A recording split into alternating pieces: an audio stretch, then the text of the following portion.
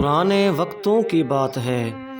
حضرت موسیٰ علیہ السلام کے دور میں ایک شخص رہا کرتا تھا جس کا نام قارون تھا۔ قارون حضرت موسیٰ علیہ السلام کے رشتہ داروں میں سے تھا۔ قارون حضرت موسیٰ علیہ السلام کے بچپن کے یاروں میں سے بھی تھا۔ وہ بہت سادہ سی زندگی گزارتا تھا، لیکن دل میں بہت زیادہ دولت کی خواہش بھی رکھتا تھا۔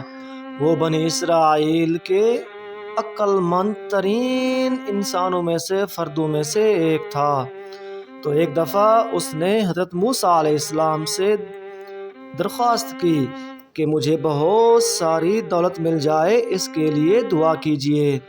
حضرت موسیٰ علیہ السلام نے دعا کی تو دن بدن اس کی زندگی میں رونق آتی گئی اور اس کو دن دگنی رات چگنی ترقی ملتی گئی۔ اس نے بہت سارے گھر بنا لیے، بہت ساری کشتیوں کا مالک بھی بن گیا۔ قارون کو علم کیمیا سیکھنے کا بہت شوق تھا، شاید اس لیے یہ بھی علم ہو کہ وہ بیکار چیزوں سے سونا چاندی بنا سکے تاکہ اس کی دولت اور بھی زیادہ ہو جائے۔ آہستہ آہستہ قارون دنیا کی لذت میں بالکل غرق ہو گیا اور یہ بھول گیا کہ اللہ کے لطف و کرم سے مالدار بنا ہے۔ مالدار بن جانے کے بعد نہ ہی وہ حضرت موسیٰ علیہ السلام کے پاس گیا اور نہ ہی وہ غریبوں کو اس میں سے کچھ دیا کرتا تھا۔ اچھے روزگار نہ ہونے کی وجہ سے لوگ سختی کی زندگی گزار رہے تھے۔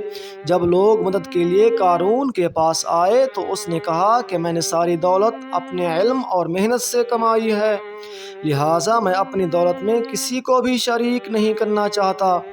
قارون کے اس رویے کی وجہ سے حضرت موسیٰ علیہ السلام اس سے ناراض ہو گئے، کیونکہ حضرت موسیٰ علیہ السلام چاہتے تھے کہ وہ لوگوں کو بھی کچھ عطا کرے اور ان کی بھی فکر کرے۔ قارون نے اللہ کے پیغمبر کی توہین کی، اس کی نافرمانی کی اور ان کی بات سننے سے انکار کر دیا۔ ایک دفعہ قارون نے بہت ہی عجیب سپنا دیکھا۔ ایک عظیم الشان جشن منایا گیا ہے، شہر کے تمام لوگ محل میں جمع ہوئے ہیں۔ قارون کے احترام میں لوگ کھڑے ہو گئے اور قارون ہاتھی پر سوار ہو کر گزرا۔ لوگ قارون کے احترام میں جو کھڑے نہیں ہو رہے تھے اس کو ہاتھی کے پاؤں تلے روند رہا تھا۔